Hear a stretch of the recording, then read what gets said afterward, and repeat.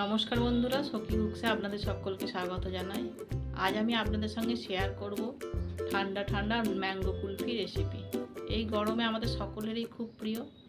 তবে আসুন বন্ধুরা, দেখে নিন আমি খুব কম সময়ে ও ঘরে থাকা কিছু সামান্য উপকরণ দিয়েই বানিয়েছি এই ম্যাঙ্গো কুলফি রেসিপিটি। আশা করছি আপনাদের এই রেসিপিটি ভালো লাগবে। ভালো লাগলে অবশ্যই একটা লাইক করে ফুল ভিডিওটি দেখার অনুরোধ রইল। তবে আসুন বন্ধুরা, দেখে নিন। আমি এখানে একটা পাকা আম নিয়ে নিয়েছি। আমের দু সাইডটা আমি চাকু করে কেটে নেব।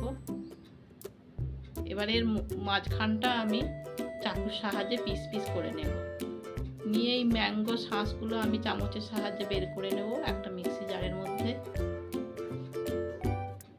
দেখুন, আমি খুব ভালো করে এই ম্যাঙ্গোর শাঁসগুলো আমি বের করে নিচ্ছি একটা মিক্সি জারে।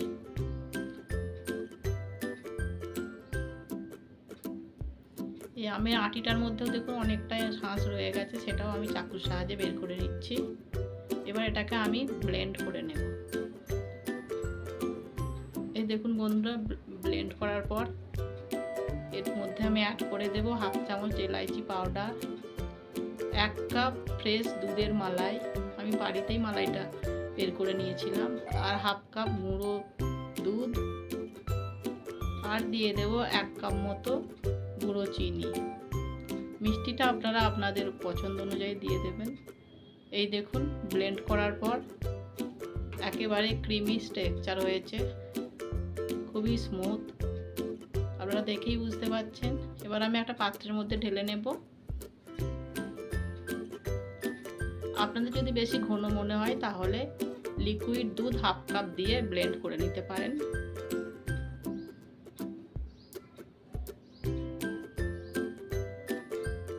এবার আমি অন্যদিকে একটা কুলফি জমানোর জন্য একটা ছাঁচ নিয়ে নিয়েছি, কুলফি ছাঁচ। এই দেখুন, এবার এই ঢাকনাগুলো খুলে আমি এর মধ্যে এই ম্যাঙ্গো মিক্সচারটা দিয়ে দেব। পুরোপুরি ভর্তি করব না, একটুখানি কম রেখে আমি ভর্তি করব যাতে ঢাকাটা দেয়া যায়। এইভাবে আমি সমস্ত কুলফি ছাঁচের ভেতরে আমি ম্যাঙ্গোর মিশ্রণটা ঢেলে দেব।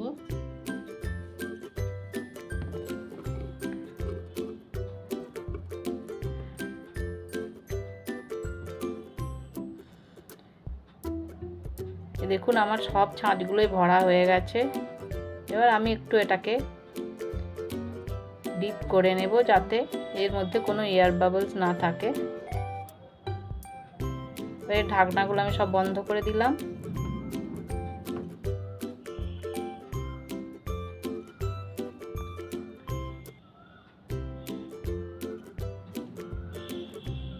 এবার আমি ওভারনাইট অবধি এটাকে আমি ফ্রিজারের মধ্যে রেখে দেব। দেখুন, সারা রাত রাখার পর আমি এটাকে বের করে নিয়ে এসেছি। এবার দেখুন, আমি খুলে আপনাদেরকে একটা দেখাচ্ছি কত সুন্দর হয়েছে ম্যাঙ্গো কুলফি। বিনা রান্না করে আপনারা খুব সহজেই বানিয়ে ফেলতে পারবেন এই ম্যাঙ্গো কুলফি। ভালো লাগলে অবশ্যই একটা লাইক করবেন, আর কেমন হয়েছে তা আমাকে কমেন্ট করে জানাবেন। আর এই ধরনের নতুন নতুন রেসিপি আমার চ্যানেলে দেখতে হলে চ্যানেলটিকে অবশ্যই সাবস্ক্রাইব করে পাশে থাকা নোটিফিকেশান বাটনটিকে অন করে দেবেন, যাতে নতুন নতুন আবার কোনো ভিডিও আপলোড করলে সবার প্রথম আপনাদের কাছে পৌঁছে যায়। আবার দেখা হবে আপনাদের সঙ্গে অন্য কোনো নতুন রেসিপির সাথে। ধন্যবাদ।